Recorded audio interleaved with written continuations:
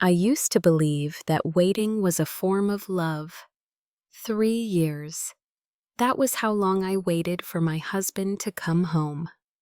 3 years of mornings waking up alone in a king-size bed that still smelled faintly like his cologne. 3 years of late dinners eaten in silence.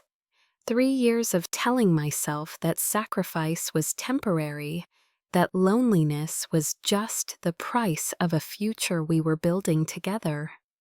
When Daniel left New York for San Francisco, he held my face between his hands and looked into my eyes with the kind of certainty that makes you trust blindly. 3 years, Lena. Just 3. When I come back, I'll be someone worthy of you. I believed him. I rearranged my life around that promise. I turned down projects. I canceled exhibitions. I told myself I was strong enough to stand behind him while he chased the sky. Some nights he called. Some nights he didn't. His voice grew more distant with each passing year, more rushed, more distracted. He said he was busy. He said he was exhausted. He said everything would be worth it in the end. And I believed him every single time. On the night he returned, I cooked his favorite meal: braised short ribs, garlic butter vegetables, a bottle of red wine I had been saving since our anniversary before he left. The table was set for 2. Candles were lit. The apartment was spotless, just as I had kept it for 3 years, like a museum of a marriage frozen in time. I stood in front of the mirror, smoothing down my dress, forcing myself to breathe. I wanted to look calm. I wanted to look like I hadn't counted every day of his absence like prison marks on a wall. The doorbell rang. My heart jumped into my throat. This is it, I told myself. He's home. I practically ran to the door, and then everything broke. Daniel stood there, taller, sharper, wearing an expensive suit that I had never seen before. He looked successful, different, older, but he was not alone. Behind him stood a woman. She was young, pretty, in a soft, fragile way. Her arms were wrapped around a sleeping toddler no more than 2 years old. The child's tiny face was pressed against her shoulder. His small hand curled into the fabric of her coat. For a second, my brain refused to understand what my eyes were seeing. Then Daniel spoke. "Lena, this is Megan." My name sounded strange in his mouth. "And this is my son." 4 words. My son. They didn't echo. They exploded. The world didn't spin. I didn't scream. I didn't cry. I didn't even step back. Something inside me simply went quiet. The warm scent of food behind me suddenly felt nauseating. The apartment that had once felt like a sanctuary now felt like a stage for humiliation. I looked at the child. His eyelashes were long, his nose heartbreakingly familiar. He didn't stir. He slept peacefully in the arms of the woman my husband had chosen instead of me. Megan lowered her head as if ashamed. Her voice trembled when she spoke. "I'm so sorry. I never wanted to hurt you." Daniel stepped in front of her, instinctively shielding her body with his own. "You don't have to apologize," he said, not to her, but to me. "This is my responsibility." "I should have told you sooner." Sooner, as if there had ever been a right time for this. He walked past me into the apartment like he still belonged there, like this was still his home. Like he hadn't just shattered everything with one sentence. "Megan and the baby will stay here," he continued casually. "The child needs stability. I hope you can understand." Understand, that word burned more than betrayal. For years I had waited alone. I had fixed leaking pipes, changed dead light bulbs, sat alone in emergency rooms with a fever. I had swallowed my fears so he could chase his dreams without guilt. And now he wanted me to understand. I didn't say a single word. I walked past them, down the hallway into the bedroom that still carried his name in my heart. I opened the drawer where I had kept my quiet preparations. The divorce papers were already signed. So were the property documents. When I returned to the living room, they were standing side by side like a family portrait that didn't include me. I placed the folder on the table between us. "Sign it," I said softly. Daniel stared at the papers, then at me. His expression shifted from surprise to irritation. "What game are you playing, Lena?" His voice turned sharp. "This apartment, this life, it's all mine. Everything you've had for the past 3 years came from me. You think you can just throw that away and walk out?" His words were loud, confident, cruel. He thought I was nothing without him. I lifted my gaze and met his eyes. "I'm not throwing anything away," I said. "I'm giving it back to you." He laughed coldly and picked up the second document, the property deed. As he read the first line, the color drained from his face. By the time his eyes reached the name printed under owner, his fingers were shaking. Mine, my name, registered 7 years ago, the day before our wedding. For the first time since walking through that door, Daniel looked afraid. This isn't possible." "It is." Silence swallowed the room. Megan clutched the child tighter. Daniel's arrogance collapsed into fury. "You hid this from me," he hissed. "You deceived me." I almost smiled. "No," I said quietly. "You just never cared enough to ask." 5 minutes later, I walked back into the bedroom for the last time. I didn't take the jewelry he had sent me. I didn't take the bags. I didn't take anything that had his fingerprints on it, just one small suitcase. As I dragged it to the door, Daniel sneered behind me. "Think carefully. When reality hits, you'll come back. I'll still give you a chance." I stopped, turned, and for the first time that night, I smiled, not weakly, not sadly, but with terrifying calm. A chance. The door closed behind me. Outside, the elevator waited. So did the car. The black Bentley slid to the curb, as if summoned by fate itself. The driver stepped out and opened the door wordlessly. The city lights reflected off the polished surface like rows of silent witnesses. I stepped inside without looking back. That night, I didn't go to a friend's house. I went home. Not the apartment I had just left. My real home. A white mansion tucked behind iron gates on the Upper East Side. My studio, my refuge, the birthplace of everything Daniel never knew about me. As the car disappeared into the night, my phone buzzed with a single message from my attorney. "Whenever you're ready." I closed my eyes. 3 years of silence. 3 years of waiting. 3 years of pretending to be small. And now, he thought he had won. He had no idea what he had just lost. And I had no idea yet that walking out of that door was only the beginning of a storm that would leave nothing untouched.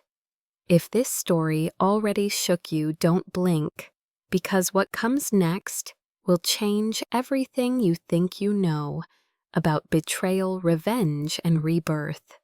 Stay with me. The first night back in my real home, I didn't cry. That surprised even me. I stood in the middle of the vast living room, surrounded by glass walls and soft golden light, listening to the distant hum of the city below. For a brief moment, I felt like a ghost that had slipped into someone else's life. This place had always been mine, yet for 3 years I had lived as if it didn't exist. The housekeeper, Mrs. Harris, stood a few steps away from me, her hands folded in front of her apron. Her eyes were full of quiet concern. "Miss Lena, would you like me to prepare a room?" Her words snapped me back to the present. "Yes," I said. My voice was steady. Too steady. "Thank you." As she walked away, I finally allowed myself to sink onto the sofa. The cushions were soft beneath my palms. Everything here smelled faintly of sandalwood and clean linen. An aroma tied not to marriage, but to work, to solitude, to the version of me that had never vanished, only hidden. For the first time in 3 years, I slept without waiting for a phone call that might never come. I woke before dawn. The sky was still dark when I stepped into my studio on the 3rd floor. Floor-to-ceiling windows faced east, and beyond them the city lay quiet and dim like a sleeping giant. Wooden tables covered with sketchbooks, silk samples, embroidery frames, and spools of thread filled the space. It was the heart of everything I had built in silence. White Phoenix. The name still made something warm rise in my chest. 3 years earlier, when Daniel left for San Francisco, I had stood in this very room and made a decision that terrified me. If I was going to lose my husband to his ambitions, then I would not lose myself to waiting. White Phoenix hadn't been born from vengeance, it had been born from fear. The fear that if I kept shrinking myself one day, I would disappear entirely. At first, it had been 1 client, then 2, then private orders from collectors who never asked to meet the designer behind the work. My embroidery traveled farther than I did. It crossed oceans while I stayed behind oven doors and dinner tables. I never put my name in the spotlight. Part of me feared it would threaten Daniel's pride. Another part simply didn't need recognition. I only needed proof that I was still alive inside. By the time Daniel finished his 2nd year in San Francisco, White Phoenix had already become a whispered legend among certain circles in New York and Los Angeles. People paid absurd prices for pieces they could never publicly show. A brand without a face, a genius without a name. And all the while, I continued to answer his calls with gentle patience. "Are you tired?" I would ask. "Did you eat?" He never once asked me how I was doing. Now, standing in my studio, I picked up a piece of unfinished silk from the frame. A firebird was rising from black threads, its wings mid-spread, frozen between collapse and flight. I didn't realize how symbolic it was until that moment. The door to the studio opened quietly behind me. "Miss Lena," Mrs. Harris said gently, "your lawyer is on the phone. Rachel." I closed my eyes for a second before answering. "Put her through." Rachel Moore's voice was calm, as always professional, and razor sharp beneath the politeness. "They haven't signed yet," she said. "Not that I expected they would." "I don't expect anything from him anymore," I replied. "He's consulting a lawyer today. From what I can see, their goal won't be an immediate divorce. They'll likely try to negotiate financial dependency, paint you as the reliant spouse." I smiled faintly. Let him try. There was a brief pause on the other end. "You sound different." "I am." After the call ended, I stood by the window and watched the first sliver of sunlight cut across the horizon. The old Lena would have been terrified of what was coming next. This one was not. Later that afternoon, I met with the right group for the first time. Their headquarters occupied an entire skyscraper near Midtown. Steel glass and sharp geometry, almost aggressive in its confidence. I wore a simple navy suit, my hair tied back loosely. No jewelry, no makeup heavy enough to announce arrival. I didn't need to look powerful, I already was. In the conference room, I met Ethan Wright for the first time in person. He was younger than I expected, early 40s, dark hair, clean eyes that missed very little. "You're not what I imagined," he said after introductions. I raised an eyebrow. Is that disappointment or surprise? A hint of a smile touched his lips. Respect. We spoke about art, architecture, cultural space, the meaning of craftsmanship in a world addicted to speed. He treated White Phoenix not as a luxury brand, but as a soul with a history.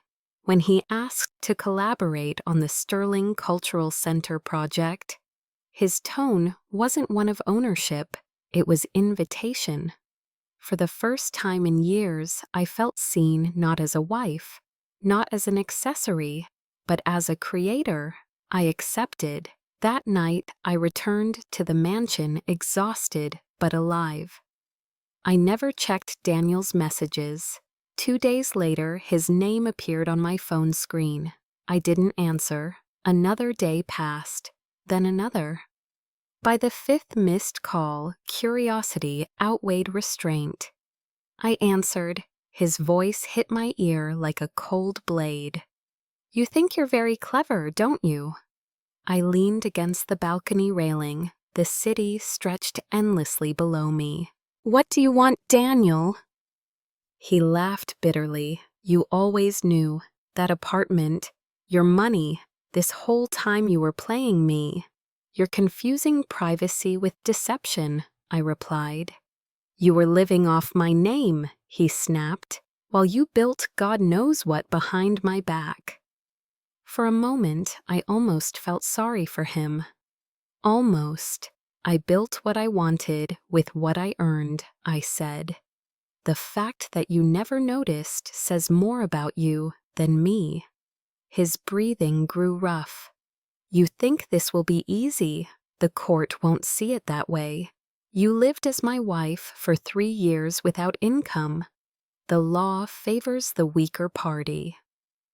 I closed my eyes, then let the law speak. I hung up. That night I dreamed of fire, not destruction, transformation. 3 days later, Rachel called me into her office. This time, Daniel had arrived with his lawyer. He sat across from me in the meeting room, his posture rigid, his eyes cold with calculation. Megan was not with him. That alone told me everything I needed to know. They spoke first. They spoke of fairness, of contribution, of reasonable settlement. They painted me as a woman who had lived comfortably off her husband's sacrifices, who now wanted to walk away with more than she deserved. Rachel let them finish. Then she slid the first folder across the table. Daniel's lawyer opened it with visible confidence. The confidence vanished within seconds. The documents spoke for themselves: registered assets, offshore trusts, commercial spaces in Manhattan, a duplex in Brooklyn, equity in White Phoenix, formally traced to accounts opened before my marriage. Daniel stared at the pages like they were written in a foreign language. This is impossible." "What's impossible," Rachel replied calmly, "is how thoroughly you underestimated your wife." For the first time in years, I saw panic on his face. Not rage, not arrogance, fear, that brand, he whispered. White Phoenix, it was you. I didn't answer. I didn't need to. From that day forward, his strategy changed. He no longer wanted to fight for dominance. He wanted to cling. The man who had once walked into our home with another woman and a child now called me late at night with tremors in his voice. Lena, let's talk. Lena, this doesn't need to end this way. Lena, we can fix this. But I wasn't interested in fixing what had rotted through to the core. Instead of answering him, I diverted my focus to something else. The Phoenix Reborn Project, North Carolina, a forgotten weaving district near the mountains. Generations of artisans that had been slowly erased by mass production and cheap replicas. When I visited the place for the first time, the workshops were crumbling. The looms were silent. Only a handful of elderly craftsmen remained clinging to dying traditions, like memories no one else wanted. They didn't recognize my name. They didn't care about brands. They only cared about whether their hands would ever be needed again. So I invested. Not to profit, to restore. The media called it corporate responsibility. I called it gratitude. And that decision made, without calculation, without vengeance, would soon change everything. Meanwhile, Daniel's life began to crack. I didn't know the details then. I only felt the shifting pressure in the city, the whispers I hadn't yet heard. A canceled contract here. A delayed project there. His promotion once guaranteed, suddenly under review. But I didn't watch his fall. I walked forward. One evening, as I stood in my studio tracing the outline of a new design, my assistant Anna hesitated by the doorway. "There's something you should see," she said quietly. She handed me her phone. On the screen was a photograph. Daniel and Megan exiting a luxury apartment complex in San Francisco with the child, timestamp 2 years ago. I stared at the image longer than I expected. The betrayal itself no longer hurt. What hurt was the realization that while I had been saving scraps of love like rationed medicine, he had been living an entirely different life. I handed the phone back. "Send this to Rachel," I said. Anna hesitated. "Are you, going after him?" I paused. "No," I answered truthfully. "I'm just done protecting him." Later that night, I stood on the balcony again. Wind brushed against my skin. Below me, the city glowed endlessly ambitious, ruthless, alive. 3 years ago, I had believed waiting was love. Now I knew better. Waiting had never been love. Waiting had been fear disguised as devotion, and fear had no place in the woman I was becoming.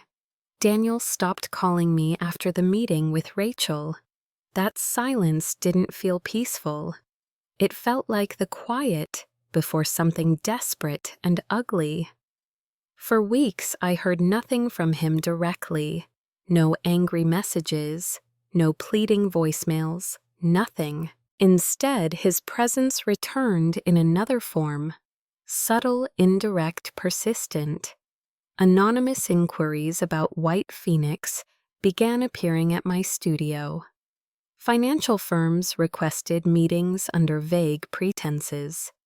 A few luxury buyers suddenly wanted private introductions that bypassed my long-standing intermediaries.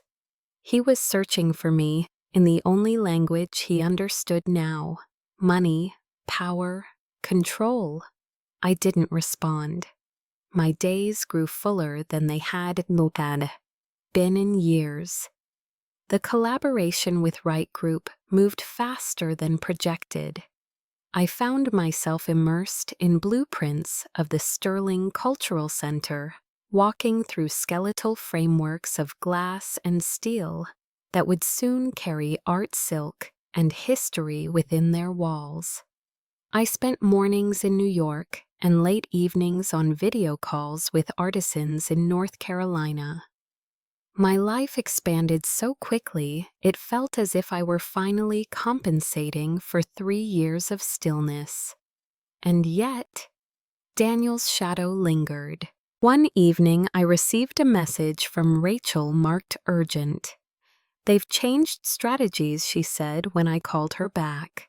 "He's no longer aiming for dependency claims. He's trying to establish joint marital ownership of your brand." I closed my eyes. He knows it was registered before the marriage. He claims the expansion, the investments, and the profit growth happened during the marriage, and therefore should be considered shared appreciation. Of course he would. That was his pattern. If he couldn't own the woman, he would try to own what she created. "Let him try," I said quietly. Rachel hesitated. "There's more. He's filed a motion to delay the divorce proceedings. His official reason is reconciliation." The word made my stomach twist. "I'm not reconciling," I said flatly. "I know, but he wants time." Time. He had already taken 3 years from me. He would not take another day. That night, I dreamed of being trapped inside a narrow room filled with mirrors. Every surface reflected a different version of myself. Wife, stranger, artist, shadow. None of them could touch each other. I woke with my heart racing, my hands trembling. For the first time since leaving the apartment, I felt anger rise inside me again. Not grief, not sadness, anger. A few days later, I saw his face on a screen without choosing to. I was in the design lab when Anna turned on the muted office television. A live broadcast scrolled across the bottom. Trans-Pacific Commerce Tower under preliminary structural review. The words caught my eye like a hook. That building was Daniel's masterpiece, the project that had catapulted him to national recognition. The one he had called me about, endlessly boasting about innovative materials, revolutionary load-bearing beams, prestigious foreign investors. Now it was under investigation. At first, the report mentioned only minor irregularities. But within days, the tone shifted. Experts began questioning the steel density. Engineers raised concerns about microfractures in the foundation. Investors panicked. Tenants filed complaints. The same journalists who once praised Daniel's brilliance were now using words like oversight failure and systemic risk. I watched silently, not with satisfaction, with a strange sense of inevitability. That night, Daniel called again. This time I answered. "Did you see the news?" he asked, skipping every formality. "Yes. It's temporary," he snapped. "Just noise. Media nonsense. It'll pass." "Is that what you tell yourself?" I asked calmly. Silence stretched between us. Then his tone shifted. "You sent those photos to your lawyer." "I did not deny it. You're the one who destroyed our marriage," he continued. "And now you want to destroy my career too." The audacity stunned me for a moment.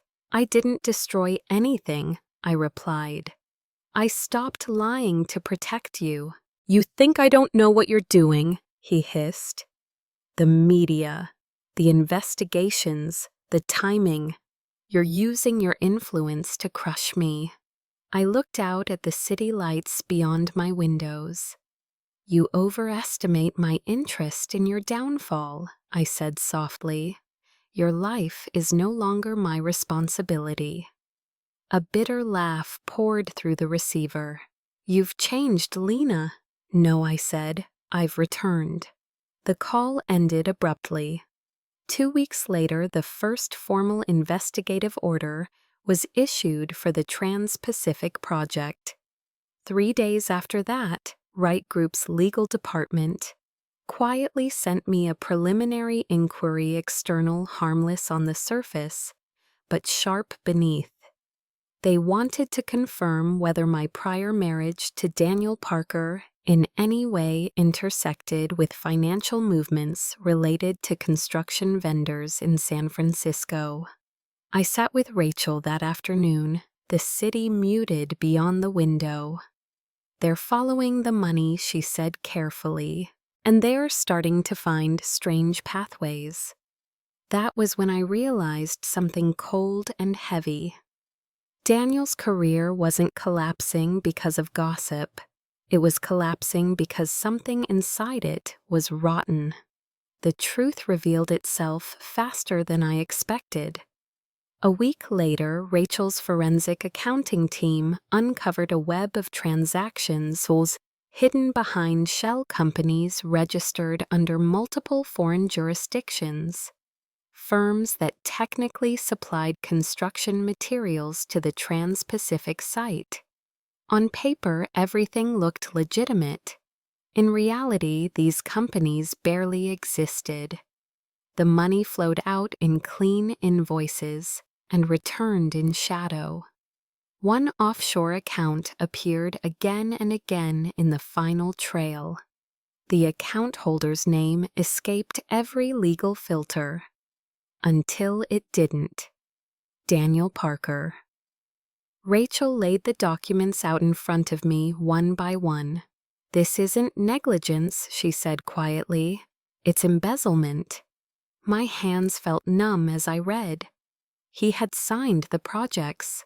He had approved the vendor contracts. His name was tied to every critical gate the money had passed through.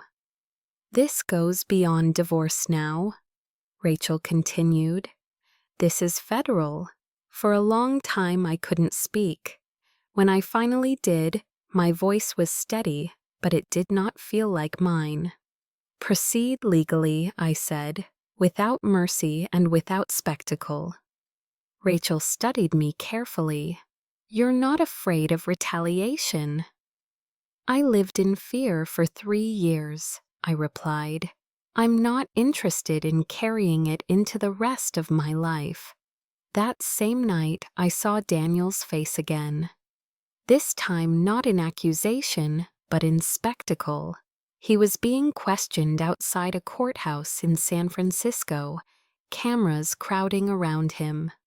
His suit rumpled, his eyes wild with disbelief. Investors had withdrawn. Contracts were frozen. His firm suspended him indefinitely pending full investigation. His rise had ended in a cloud of microphones. I should have felt vindicated. Strangely, I felt only clarity. The man I had loved had ceased to exist long before this. What remained was only consequence catching up with its own reflection. Daniel tried to reach me one last time through negotiation rather than anger. His lawyer called Rachel. New terms, better settlement, shared silence agreements. His voice never reached me directly. He had learned too late that I could no longer be accessed through fear. At the same time, something else was moving beneath the surface, quieter, darker. It began with a single message from an unidentified number. "He's not who you think he is." At first, I ignored it. Then another message arrived. "You should check the suppliers listed under Nova Steel Group." Nova Steel, one of the phantom vendors. Rachel traced it within an hour. The company's fiscal address traced back to a construction firm owned by one person, Megan's father. The pattern sharpened instantly. Daniel had not only betrayed me emotionally, he had stepped willingly or blindly into a criminal alliance built on greed. And he had signed his name at the center of it. That night, I stood alone in my studio. The phoenix design still hung unfinished. Its wings needed only one more layer of gold thread. For a long time, I stared at it without moving. Then I picked up the needle. Every stitch was precise, controlled, unforgiving. Meanwhile, Daniel was beginning to unravel. Court orders piled onto his desk. His accounts were restricted. Former colleagues stopped answering his calls. And at home, the illusion of safety fractured. Megan began to panic. Her father's company was suddenly under special audit. Employees vanished overnight. Her luxurious apartment in San Francisco was no longer paid for with ease. Their arguments grew louder. Their fears sharpened into knives. Daniel had once believed that betrayal granted him freedom. He was learning too late that it also granted him enemies. One evening, Rachel sent me a final update for the week. He knows the investigation is closing in, and he's blaming you for everything. I looked at my reflection in the glass. Let him, I said quietly. Outside, the city continued breathing. Inside, the threads of truth tightened toward a noose. Daniel had tied with his own hands, and far away in a courthouse across the country, his name was no longer being celebrated. It was being prepared for indictment. The night White Phoenix stepped into the light, the city trembled in quiet anticipation. The Sterling Cultural Center had only just completed its glass spine when the opening presentation was announced. For years, White Phoenix had lived in whispers spoken of, behind velvet ropes and in private bidding rooms, where identities were veiled and discretion was currency. No one had ever seen the woman behind the name. And now, for the first time, I was about to stand before the world without hiding. Backstage, the air was thick with the scent of silk perfume and electricity. Models moved like shadows between racks of embroidered gowns. Stage lights warmed the darkness with a low golden hum. My hands were steady as I adjusted the final piece on a mannequin. A silver-white dress embroidered with a single rising firebird. At the hem, every feather edged in quiet flame. Anna stood beside me, pale with excitement.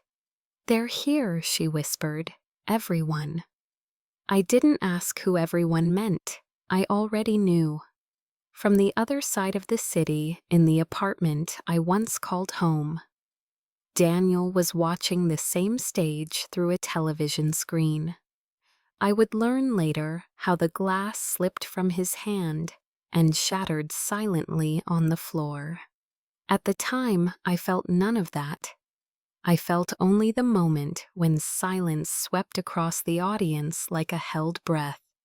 The host's voice rang through the hall. "And now, ladies and gentlemen, for the first time ever, the founder of White Phoenix." A single spotlight cut through the darkness. I stepped forward. For a heartbeat, no one moved. Then the room erupted, not in noise but in shock. Hundreds of eyes turned toward the woman. They had never seen the name they had auctioned and admired without a face. Camera shutters broke the air in a staccato storm as I crossed the stage in the quiet certainty of someone who no longer feared being seen. I didn't smile, I didn't bow, I simply stood. Ethan Wright joined me a moment later, his presence calm and grounded beside mine. He spoke of art, of craft, of preservation. When he introduced me, his words were careful, precise. "She is not only the soul of White Phoenix," he said. "She is its conscience." I felt the weight of the moment, not as triumph but as release. Across the country, Daniel's life fractured in real time. He watched my face fill his screen. Not the wife he had dismissed, not the woman he thought he knew, but someone untouchable, someone powerful, someone forever out of his reach.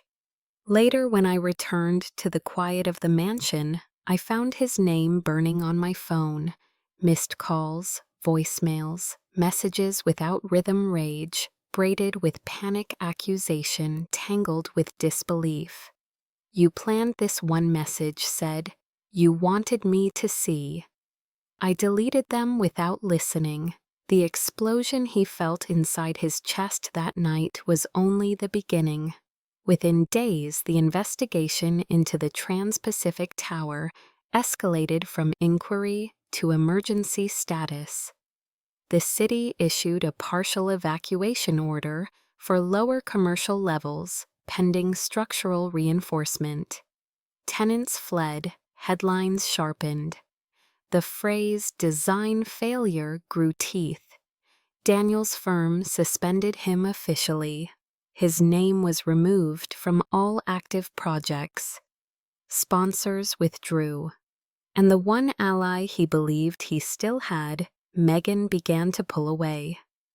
I learned this not from him, but from the cracks that formed between rumors and reported truths. Her father's construction company came under simultaneous audit.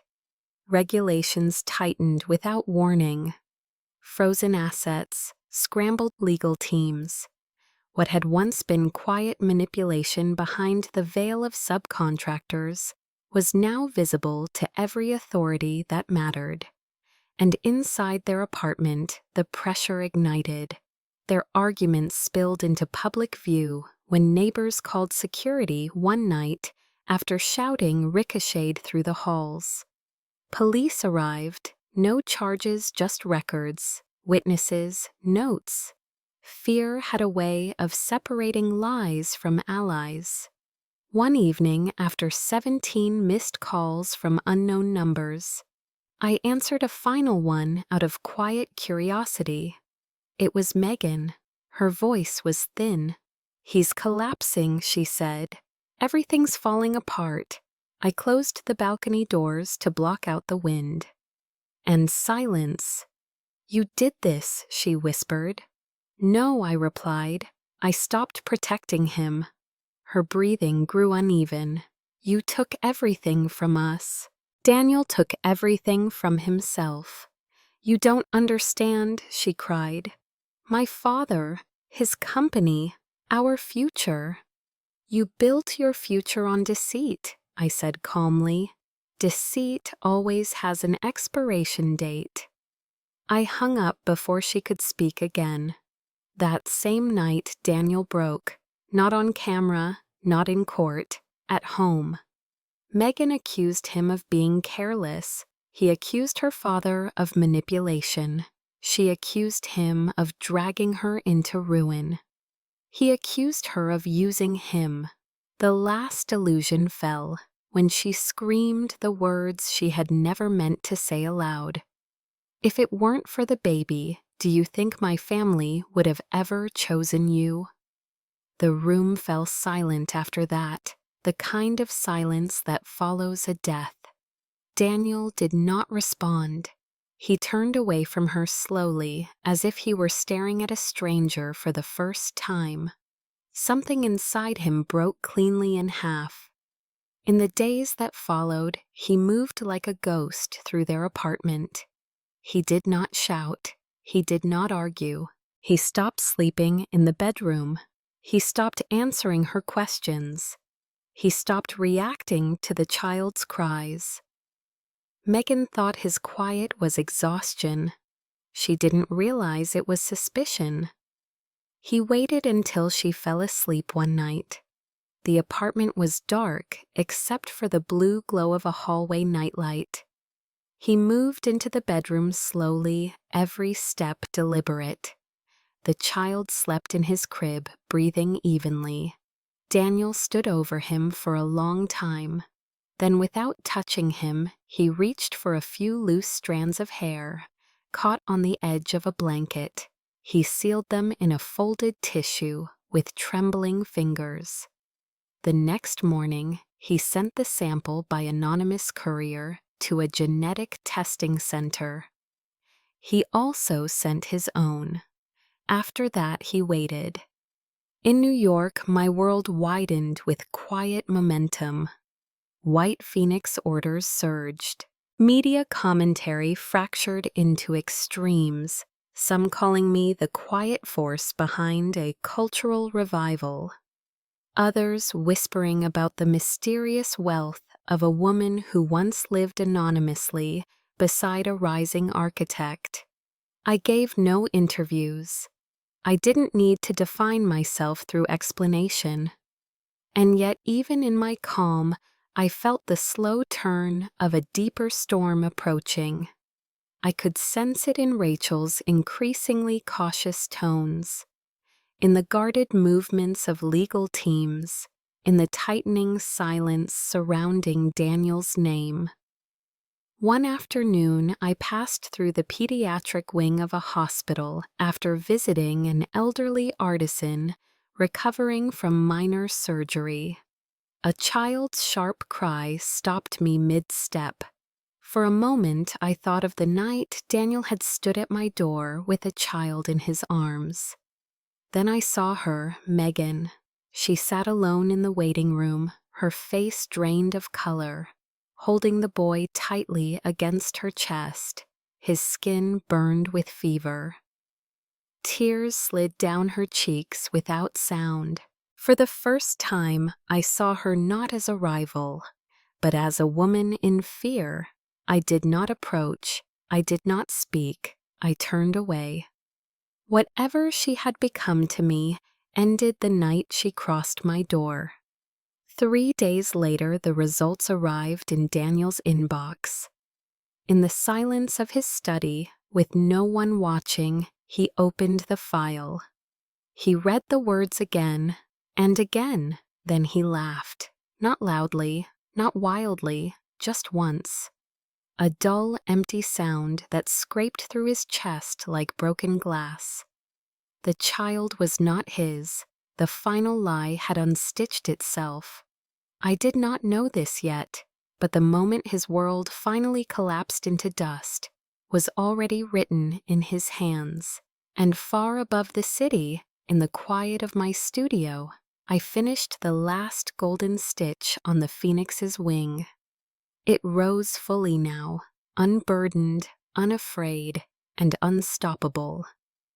Daniel did not come apart all at once.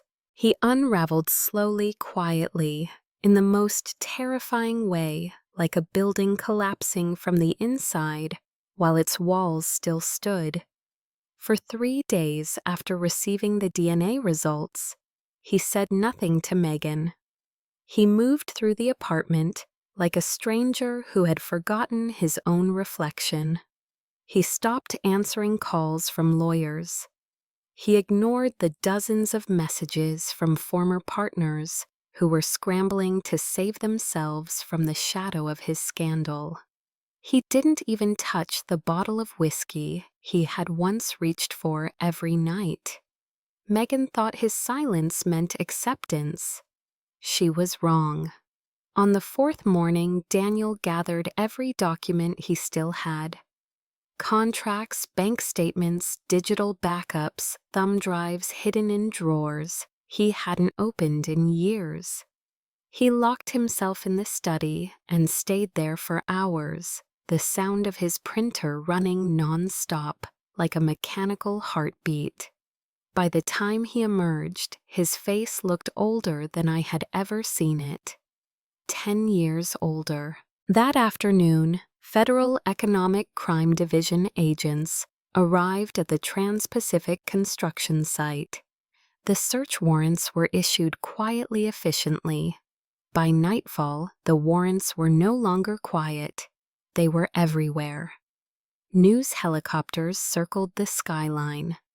Live footage streamed across financial networks.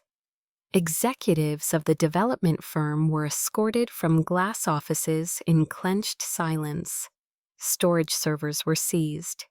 Vendor records were subpoenaed. The phantom companies Rachel's team had traced now stood exposed in the open like skeletons pulled from a tomb.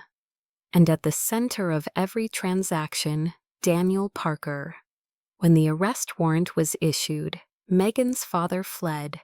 Not dramatically, not with bravado. He boarded a private flight under a false identity at dawn, carrying nothing but cash and a single briefcase filled with crypto keys and layered passports. By noon, his company was frozen. By evening, his bank accounts were sealed. By midnight, Interpol had his name. Megan learned all of this from the media. So did Daniel. That was the moment their final illusion died. He didn't scream. He didn't throw things. He simply sat down on the edge of the bed and said one sentence without emotion. "He used me." Megan stood frozen in the doorway. "No, we helped each other," she whispered. "It was for the family." Daniel lifted his eyes to her. For the first time, she recognized what was inside them. Not love, not anger, contempt. "My signature was the shield," he said slowly. "My name was the door. My career was the excuse."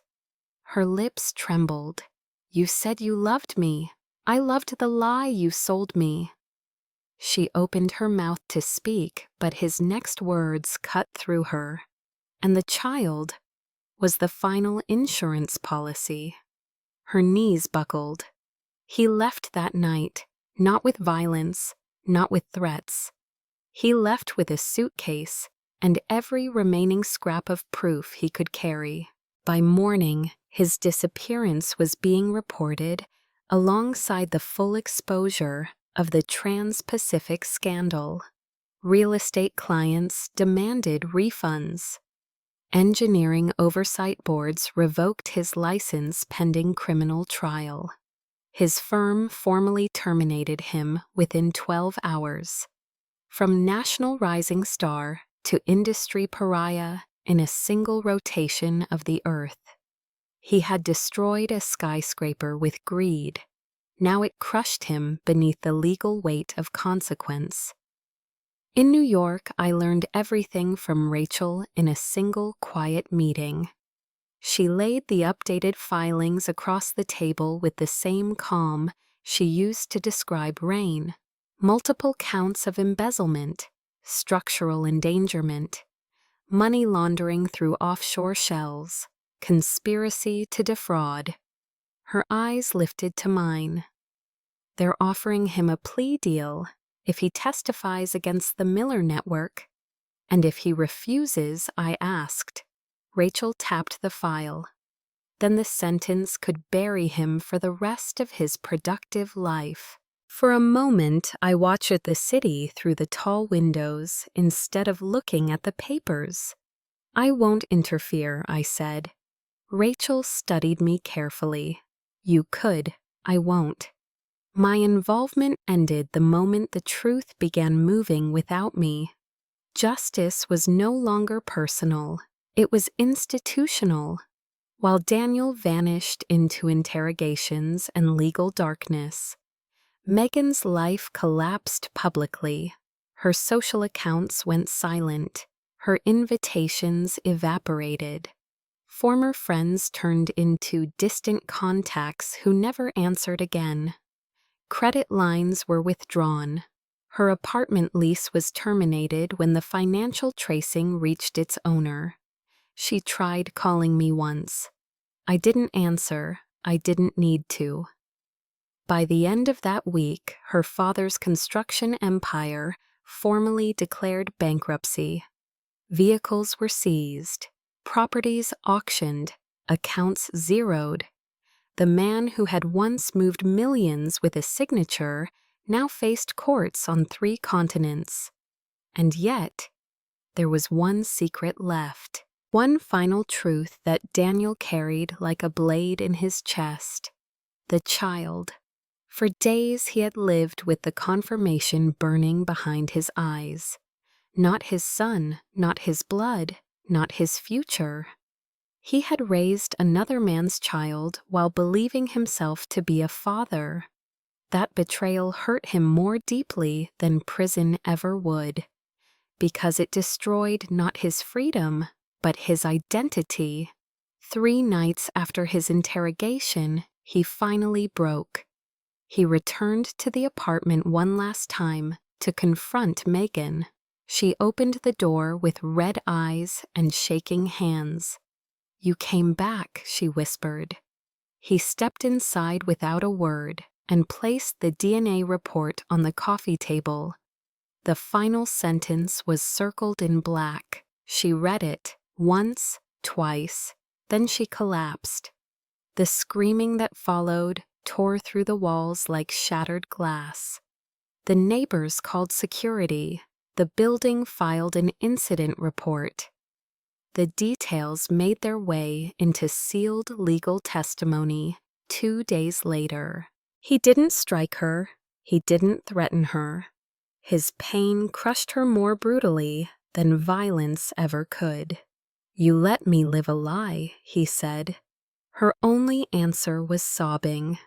He walked out after that and never returned again. From that point forward, everything moved quickly. Daniel Parker's plea agreement was finalized within weeks. He cooperated fully, handing over digital ledgers, offshore account keys, and witness testimonies that sealed the fate of everyone involved. His sentence was heavy, swift, public. The media called it a symbolic fall of ambition without ethics. I called it the end of a man I no longer recognized. Megan's biological lover, the real father of the child, was unmasked in the investigation as a deputy director in one of the shell-linked supply companies. When his identity surfaced, he fled the country under diplomatic cover provided by family connections. He never returned. Megan was left behind, with no protection, no reputation, no fortune, no future. She was charged as an accessory and beneficiary of fraud. Her sentence was lighter than Daniel's, but the financial penalties alone destroyed everything she had left. The child was removed by social services. It was the last time I ever heard his name. When the trials concluded, Daniel was led into the federal transport van without ever once looking for me in the courtroom. He already knew I would not be there. And he was right. On the day his sentence was announced, I was standing in the center of the Blue Ridge District in North Carolina. The first restored workshop officially reopened under the Phoenix Reborn Project.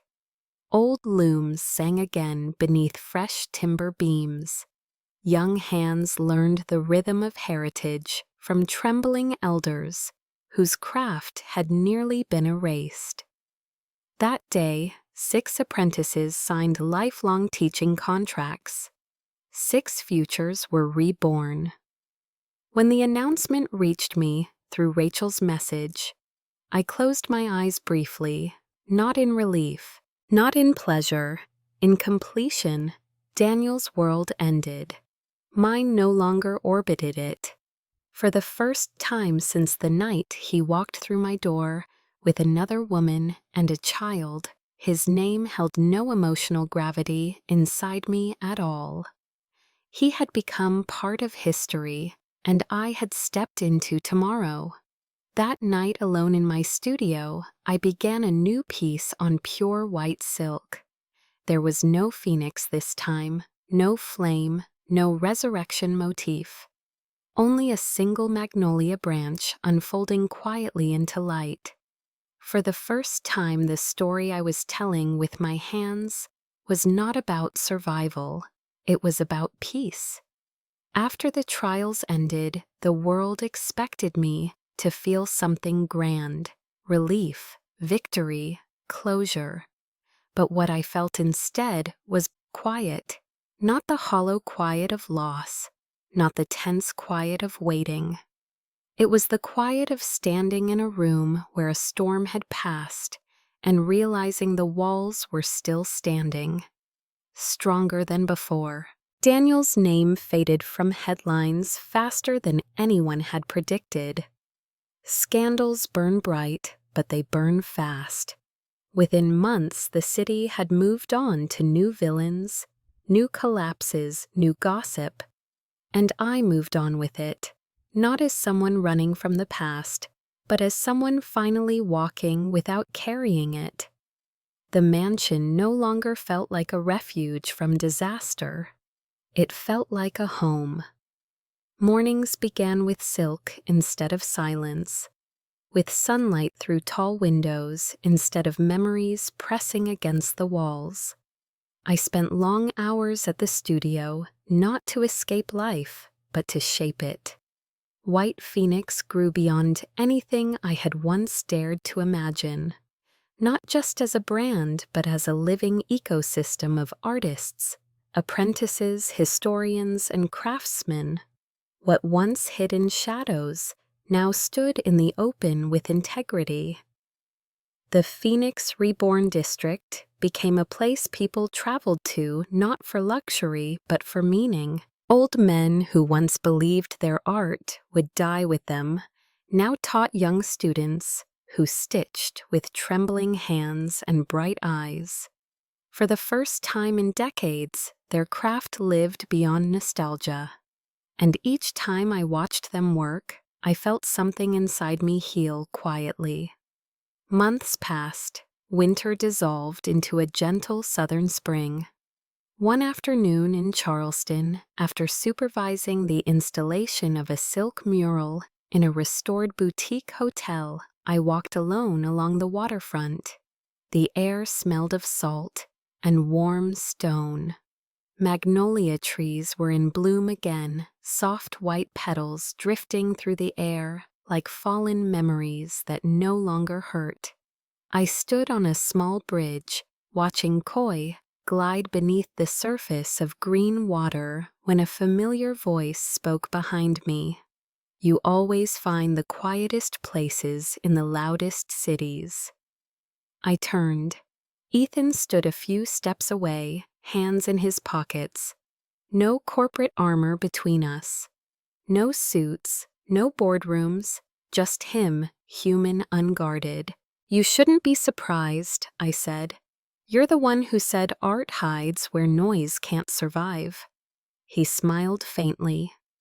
We walked together without planning to, not to talk about business, not to negotiate futures, just to walk.